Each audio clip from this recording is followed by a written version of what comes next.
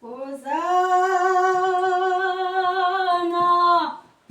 ever blessed be the Lord. Blessed be the Lord.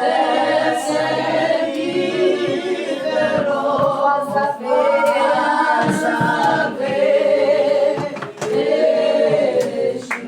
Hosanna,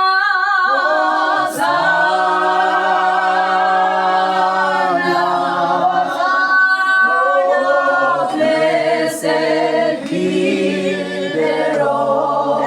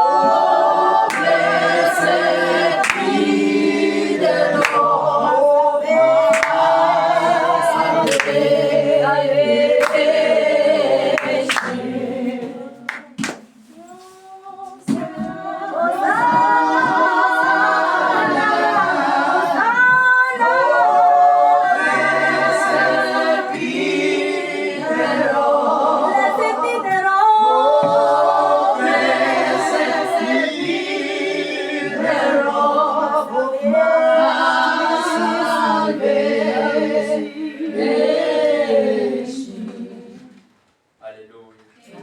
Hallelujah. Amen. Jesus Christ inkosi. Jesus Christ is the Lord. Jesus Christ inkosi. Jesus Christ is the Lord. Jesus Christ inkosi. Jesus Christ is the Lord. Jesus Christ inkosi. Jesus Christ is the Lord. Jesus Christ inkosi. Jesus Christ is the Lord. Jesus Christ inkosi. Jesus Christ is the Lord. Jesus Christ inkosi. Jesus Christ is the Lord. Jesus Christ inkosi. Jesus Christ is the Lord. Hallelujah. Hallelujah. Amen. Hallelujah. Hallelujah. Amen. Jesu inkosi. Jesus inkosi. Hallelujah. Siyambonga uJesu bazalwane. Uyinkosi. Usindisayo, ophilisayo. uJesu Kristu uyiko konke empilweni zethu. Akhona amagama abekwe emhlabeni kepha ngaphansi kwegama lika Jesu. Igama lika Jesu alehluleki. Igama lika Jesu aliyanqoba. Hallelujah. Liyanqoba. Amen. Hallelujah. Hallelujah. So siyabonga kakhulu uJesu bazalwane. Namhlanje uba sifike kule ndawo yaseAlgoa. Siyathemba ukuthi siyakholwa uba uNkulunkulu uzoyishiya umusa wakhe kule ndawo egameni lika Jesu. Siyakholwa uma nemimoya ebamba le ndawo yaseAlgoa igazi lika Jesu silinqobile. Hallelujah. Sobheka izwi namhlanje kwincwadi In the book of yamakhosi Kings, ukumkani lesibili 2 Kings, chapter 6. chapter 6. Hallelujah. Amen. Socela utatungalo asikhulelele asikhulelele izwi egameni likaJesu.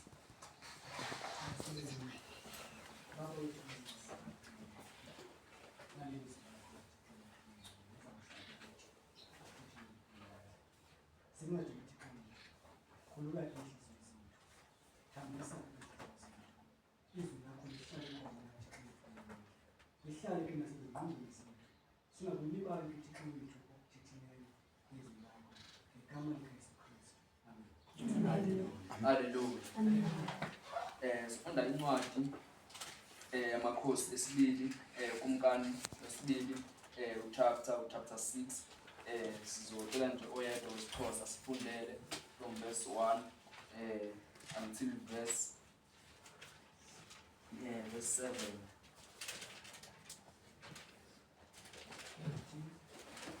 Kumkani wesibili chapter 6 from verse 1 to verse 7.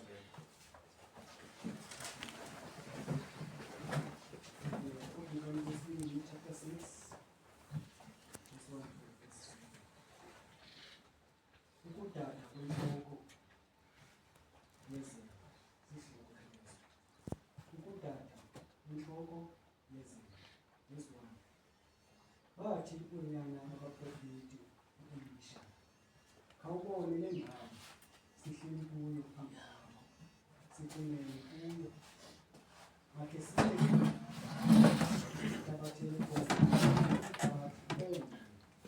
sizenzele khona indawo yokuhlala. Wathi yani, wathi omnye makukholeke kuwe ukuhamba okunzima. Wathi bahamba bathi bakufika eJari bagawula imithi. Kwathi omnye ewisa umqadi intsimbi yeyela emanzini, wakhala wathi, "Yo, Nkosi yam, ibibolekiwe." Wathi umfo wakwaThixo, "Iwe phina?" Wambonisa loo ndawo, wanqumla uluthi waluphosa khona, yadada intsimbi. Verse 7. Wathi ithabathe, wasolula isandla sakhe wayithabatha. Amen. Amen. Hallelujah. Hallelujah. Amen. Lo izwi namhlanje libazalwane That is the word for today, brethren, sonibusela ngalo that we are going to revive you egameni likaJesu. in Jesus' name. Asazazisanga igama ngu-wise man. His name is Wise Man. Hallelujah. Umntwana kaNkulunkulu ngisindisiwe. He's a child of God who is saved. Isono zami ixolele. And his sins have been forgiven. Hallelujah. Amen. Sisaxolelwa. They are still being forgiven. Sayoxolelwa futhi And they will still be forgiven. egameni likaJesu. In Jesus' name. Lithi iBhayibheli namhlanje The Bible says today, lithi isihloko sami the title says uElisha Elijah, nembazo Elisha, elahlekileyo. the recovery of the ex-head. Hallelujah. Amen. Isike iBhayibheli lami The Bible says kwakunoElisha namadodana abaprofethi there was Elisha and the sons of prophets. and the sons of prophets Baphuma ngelinye ilanga who went out one day bathi kuEliya and said to Eliah, indawo esihlala kuyo the place that we are now in incane, is too small. ngono siphume It's best if we go out. siyogawula Go. siyochopha Oh, it's best that we go out and go chop. izinkuni Branches, wood. kuba le ndawo Because this place, izokwenzani sizoyikhulisa also that we may expand this place. egameni likaJesu. Sike iBhayibheli The Bible says sibaphumile as they went out, bafike bagawula. they got there and chopped the wood. Lithi iBhayibheli lami His Bible says basagawula. they are still chopping wood. Omunye umgawuli Another one who chopped imbazo yakhe izembe lakhe Oh, his ex. lawele emanzini. His ex fell in the water. Lithi iBhayibheli lami The Bible says wamemeza he shouted out wathi mprofethi ndoda kaNkulunkulu and he said, Prophet, man of God, imbazo yami my ex iwele phasi has fallen in the water. njengoba namhlanje As today sikule ndawo we are in this place, sizovuselela we are here to izimbazo amazembe sizovuselela izimbazo we are here to revive the ex ezizilahlekileyo have fallen and namhlanje and today wonke umuntu everyone uyalazi usuku knows the day aphuma ngalo that they went wonke out. umuntu uyalazi usuku Everyone knows the day ahamba ngalo that they went out. wonke umuntu uyalazi usuku Everyone knows the day amshiya khona uNkulunkulu that they left the Lord. namhlanje Today sonivuselela we are here to revive kumuntu a person ulahlekelwe imbazo who has lost their ex, kumuntu a person osolahlekelwe uNkulunkulu that has lost God, kumuntu a person osahamba that is still walking lendlela in this path, imbazo but the ex isilahlekile is lost. ngoba ungayihamba indlela Because you can walk this path uyiphila indlela and live this path uzwe ngoJesu and hear about the Lord ashinyele uJesu and the Lord Jesus Christ can be preached to, akuhlalele uJesu and you live for the Lord afakwazela uJesu and you testify about Him, kepha imisebenzi yakhe but your works isingasekho are not there. lithi The iBhayibheli Bible says le ndoda this man ibigawula that was chopping wood, yagawula he chopped the wood, yazimbazo but the ex yawela emanzini fell in the water. ngizothi namhlanje He's here to say today, kuwe mama mother, kuwe baba father, kuwe sisi sister, uyalazi usuku you know the day owaphuma ngalo that you went wayogawula that you went to chop wood, uthe usagawula and when you were there, mhlawumbe usedolobheni maybe you were in the city wathuka ngabantu and people swore at nawe you, wathuka and you also swore mhlawumbe at them. usedolobheni Maybe you were in the city uthi uyayihambela and just walking, umuntu awuyisifoni and someone dropped the wayithatha and you took ngalo it. suku lolo That day akulahleka kwembazo yakho is when you lost your ex. kwanguwa kwembazo yakho That's when your ex. kepha namhlanje Today, uNkulunkulu the Lord God uze kuwe has come to you uzolanda to fetch imbazo yakho your ex. lithi The iBhayibheli Bible says, uma nilizwa when you hear izwi lakhe the word of the Lord, ningazenzi do not likhuni inhliziyo zenu make your hearts njengoba namhlanje stubborn.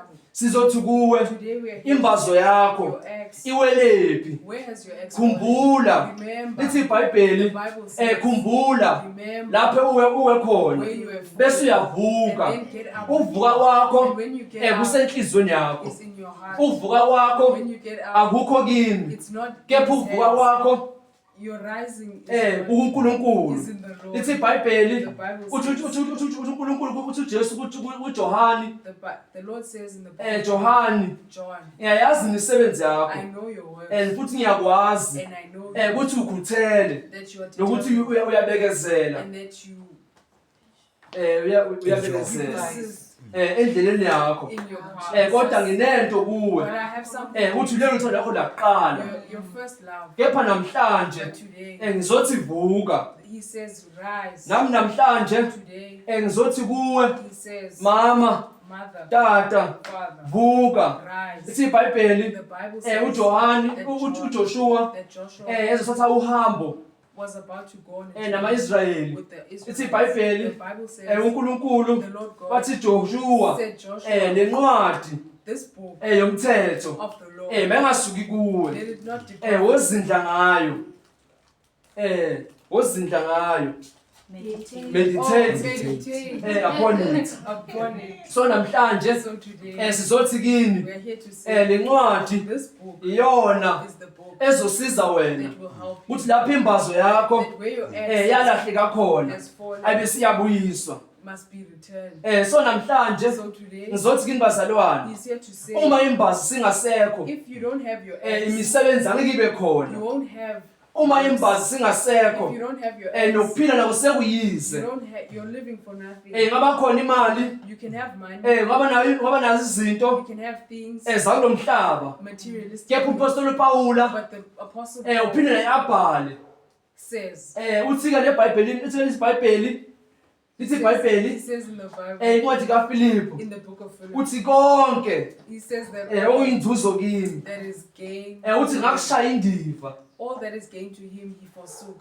ngokuba Because, kwakuyize vele because so namhlanje so today, sothi ukuphila kwakho we are here to say makubuyele kuNkulunkulu let your life go back sothi kuwe namhlanje today. izinto nazo The things that you have, zidedele let them go bese ufuna imbazo and look for your mhlawumbe wasindiswa Maybe you got saved waphela uthando lwensindiso and you lost your love. mhlawumbe wasindiswa Maybe you got saved imbazo yawa and you lost your kwavuka lives. abantu And people bakunika izifundiso and people told eziyize and lithi and iBhayibheli the Bible says thama uSawula the time that's in the time lalahlekana noNkulunkulu when Saul lithi departed, iBhayibheli the Bible says wahamba he left wayefuna osiyazi and he went to look for other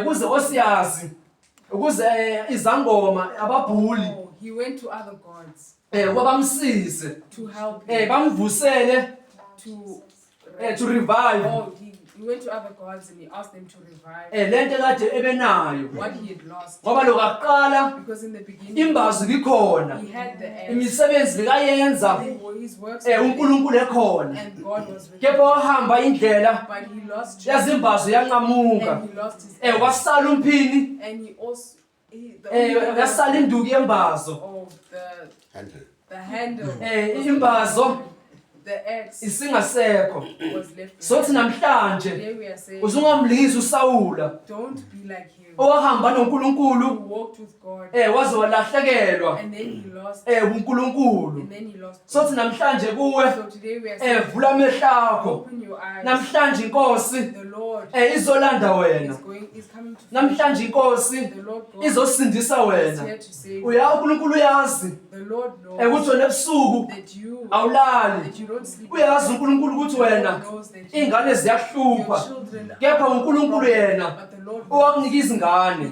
gave you so children. namhlanje So today sothi thola uNkulunkulu we kuqala are saying, get the Lord God ukuze ingane so zakho that your children uNkulunkulu can ayisindise save your ngoba children.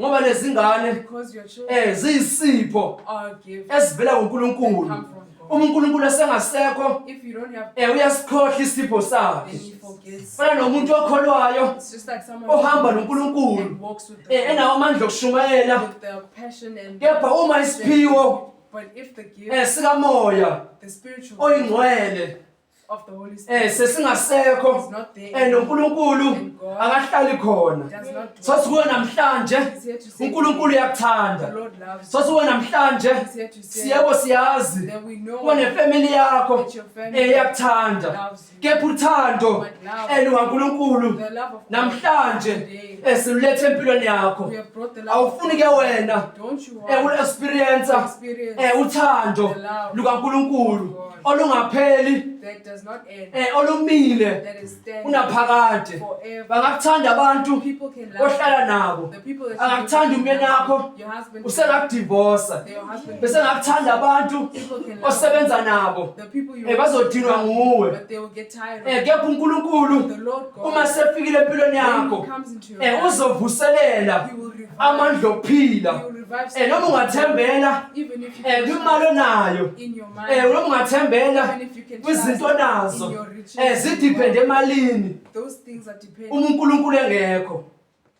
If you depend on worldly uma things, izinto nazo if the things that you have zidepende emalini are dependent on uma God, uNkulunkulu engekho if you don't have the njengoba usebenza as you work, imali onayo the money that you have iyona is the one ephilisa izinto that are making onazo the money that you have, njengoba ngisho just as he said, ukuthi na isikhathi the time esiphila kuso that we live in siya ngokuhamba is passing away sitshintshe and it will change. njengoba uthembele emalini As you trust in money, usathane the devil usazoyiqoqa imali is about to take ayibeke ngakuye and you bring the njengoba money wena just as you ungafuni don't want uhamba le to ndlela walk this path, njengoba wena just as you wazi ukuthi imbazo wa- njengoba wazi izembe just as you know lalahleka has been lost. namhlanje Today, ngizothi kuwe say, uma ungathola izembe if you can get the uma axe, ungalanda izembe if lakho you can go fetch noma your axe, usathane even if the devil, engayithatha even imali if the devil can take your money, izembe onalo the axe that you have lizokuphilisa bring life to you. noma usathane Even if the devil engayithatha izinto onazo can take the things that you have, izembe the axe that you have, onalo that you have, lizokuphilisa bring life ngoba to you. izembe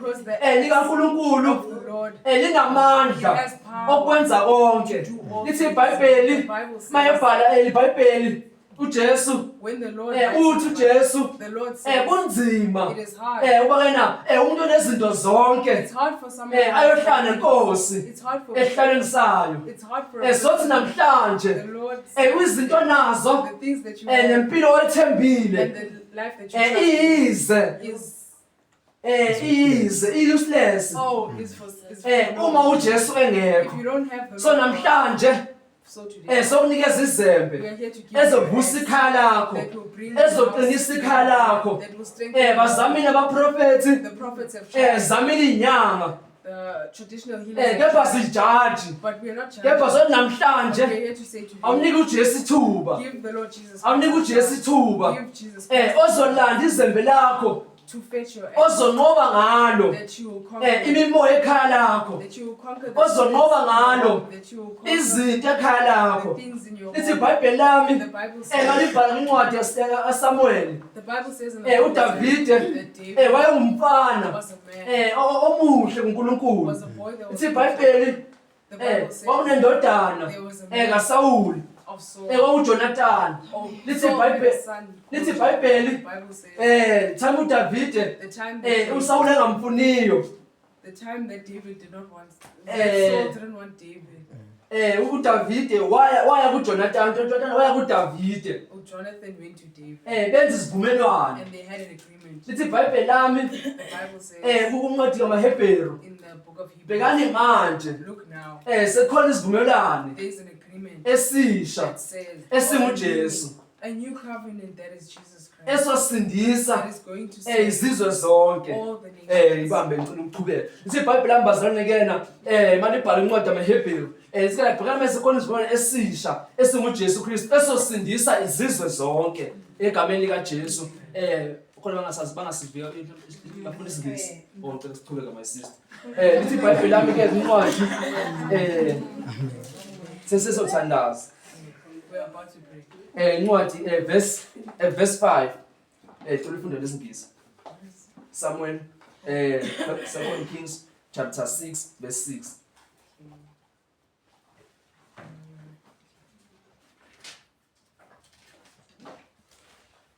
2 Kings chapter 6 verse 6 verse 6 says, where did it fall? Elisha asked. The man showed him the place, and Elisha cut off a stick, threw it in the water, and made the axe head float.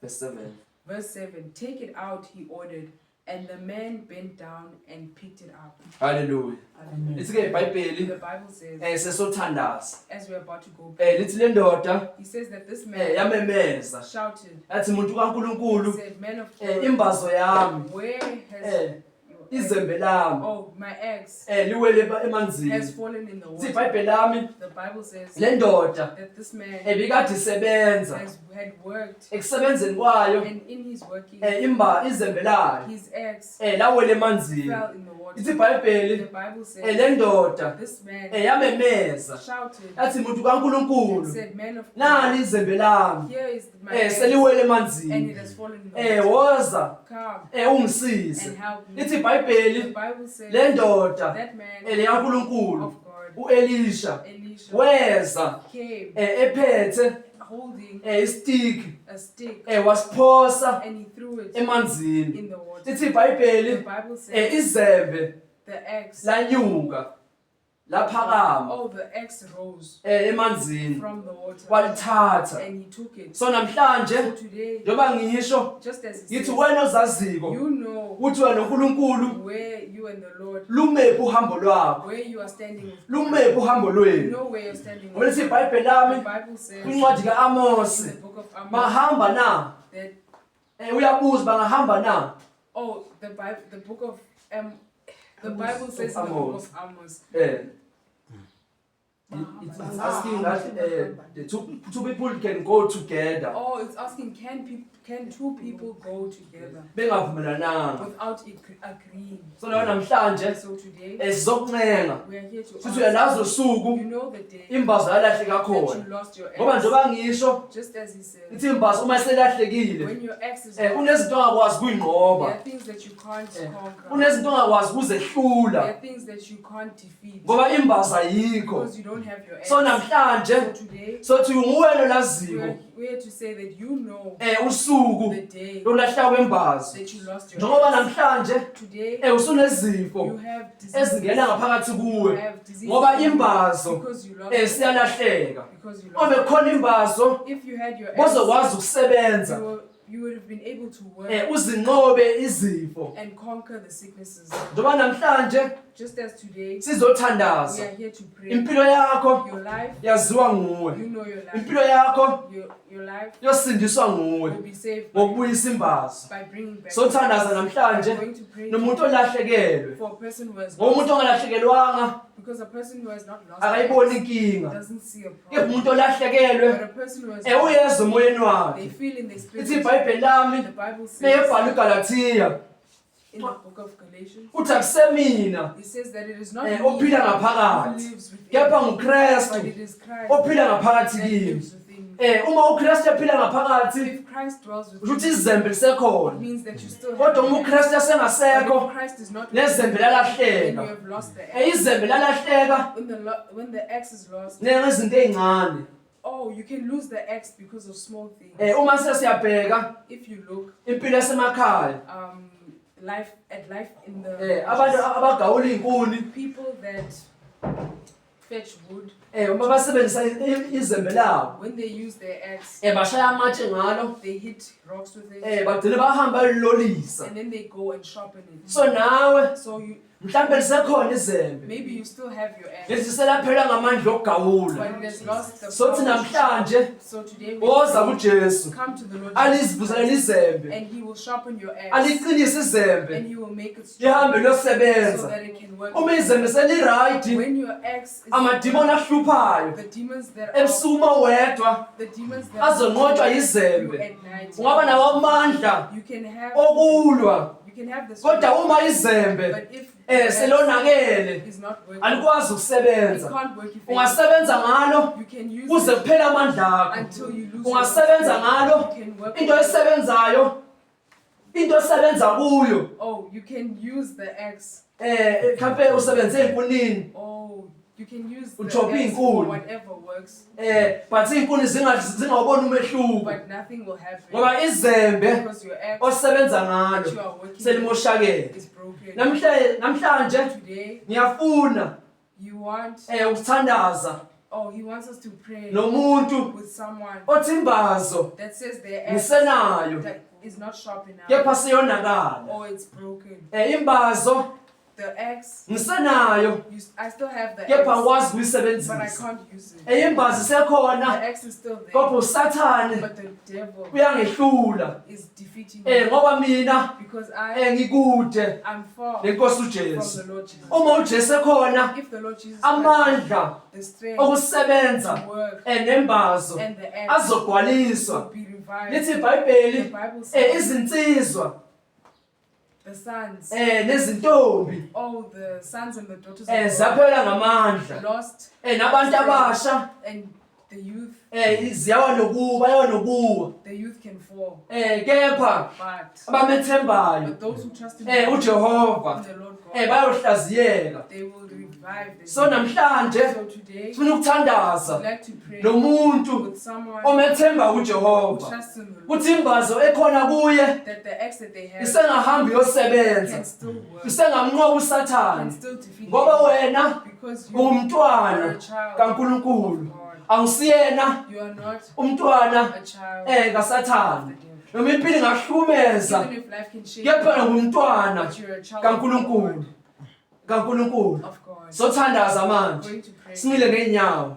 And we are going to stand in prayer. ngifuna umuntu We want othi imbazo someone who says that their ex isekhona is still there, kepha ngikwazi but they ukuyisebenzisa. can't use it. Imbazo isekhona The ex is still there, kepha ngikwazi ukusebenza nayo. but you can't work with it. Imbazo yami The ex seyalahleka. has been lost. Kepha lowo muntu loyo That person ngumuntu is a person onqumile othatha isinqumo that has made the nenhliziyo decision yakhe in their heart. uthi inhliziyo yami That heart, ngiyakhumbula ungikhohlisa. I remember you deceive me. Inhliziyo yami My heart, ngiyakhumbula I ungilahla. remember you. Kepha But namhlanje today, I ngiyakhumbula remember lapho engawa khona. where I fell. Imbazo yami My ex, ngiyayilanda. I'm fetching my Ingane ex, zami my children ezalahleka that have been lost, elahleni kwembazo and that have been namhlanje lost. I lost my ex. ngiyazilanda. Today I Istress the stress eseza that came empilweni yami into your life ngokulahla kwembazo because you lost your ex. namhlanje I'm bringing ngiyayilanda I'm taking ngegama in the name lika of Jesu. Jesus. Ngiyaphuma Sathane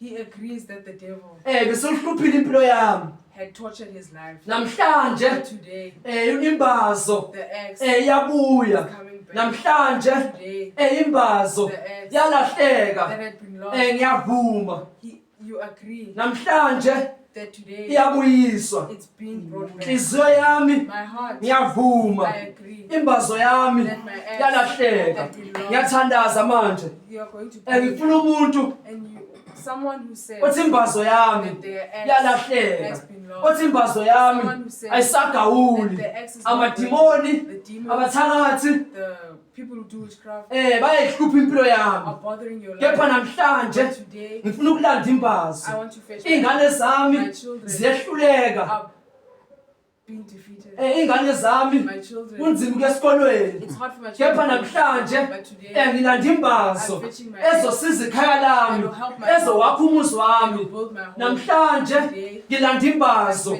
ezogcinisa umuzi wami. that will keep my house. Namhlanje Today, ngilanda imbazo ezongipha ukuhlakanipha, ezongenza ngibe umama, that will make me a man, ozokwakha ikhaya lami build my libe lihle. and it will Namhlanje ngibe utata today I'm being ozoba nembazo, who will have an ex ozoligada ikhaya, ozokuma and he will stand endleleni in the way. usathane The devil engalidli ikhaya. cannot Ngoba challenge uma utata because if the usathane the ethathile imbazo kuye, because if the devil takes the ex from ikhaya the lotata father's home liyashukuma is shaken ngoba isekelo because asikho. Isekelo for the foundation because the foundation ayikho. is Kepha namhlanje but today thatha isinqumo take the decision, tata, father, thatha isinqumo take the decision, mama, mother, thatha isinqumo take the decision, sisi, sister, ubuyisa imbazo, and bring back the ubuyisa ex. imbazo. Bring back the ex. Sesothandaza. We are about to Sivala pray. amehlo ethu We're sonke. going to close our eyes. Sivala amehlo ethu sonke. All of us are going to close our Ngifuna eyes. umuntu Someone who says imbazo yami my ex has been ilahlekile. is lost. Sothandaza naye. We're going to pray. Eze ngaphambili. They must come to the front. Eze ngaphambili. Come to the front. Nomuntu And someone who othi says imbazo that yami their ex ayisasebenzi. is not working. Sothandaza naye. We're going to pray. uNkulunkulu And the Lord ayibuyise will imbazo. revive and bring uNkulunkulu back. The Lord alivuselele will revive emisebenzi the works yembazo yakho. of the ex. We Sesothandaza. are about to pray. Sicela ingoma uma khona uthi imbazo yami lahlekile eze ngaphambili. The one who says that they have lost their ex, please come to them. Hallelujah. Amen. Sicela ingoma khona uthi uyawudinga umthandazo eze ngaphambili sothandaza naye egameni lika Jesu. Nakuthakathaka.